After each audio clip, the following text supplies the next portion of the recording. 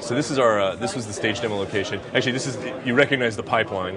One of the things that's great about it, having the open world approach, is that if the player manages to get to this location in the real world, he can do things like take the mounted grenade launcher and basically start peppering the location with rounds from that.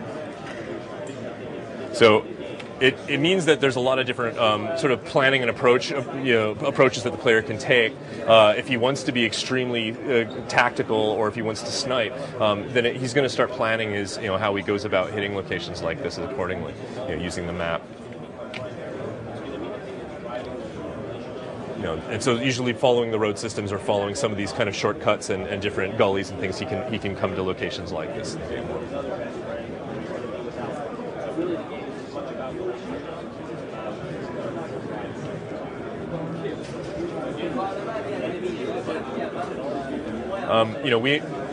It's funny, the thing with the hang glider. Kind of as a group, we looked at the hang glider and said, I'm not sure how practical it is to have a hang glider in a war zone. But the one thing about it is, yes, it's it's kind of a signature element of the Far Cry brand. And really, when you're in a kind of an open savanna type environment, the thing is, it does offer us a really good tool for kind of showing the player, what these environments are like, and kind of seeing a little bit of our, of our draw distance, assuming I don't crash into the side of the hill here, giving him a chance to look at wildlife and everything else. That's not too shabby. Stuck that landing. So, people talk a lot about the animals and ask us, we get lots of questions about it. People ask, well, do you have predatory animals, or there's lions and things like that? We didn't go for like super big game animals. Obviously, you see, we've got zebras, we've got wildebeests, and kind of Cape buffalo. We've got goats and chickens and the sort of domesticated farm animals you'd find. I mean, what we wanted to do, gazelles. What we wanted to do really was start by saying, look, let's do some really good-looking quadruped kind of herd animal type behavior. It's actually really hard doing good animal AI, so we didn't want to compromise it by doing bad animal AI. So we really felt like, okay, let's start with that. And since we have kind of a vested stake now in kind of the African setting, it's something we can investigate kind of down the road in terms of whether we want to start introducing, hyenas and actual jackals.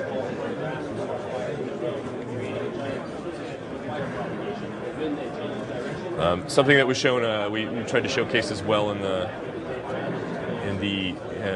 stage demo, was kind of being able to use your monocular to do kind of basic planning. So I'm going to try to get to a slightly better location.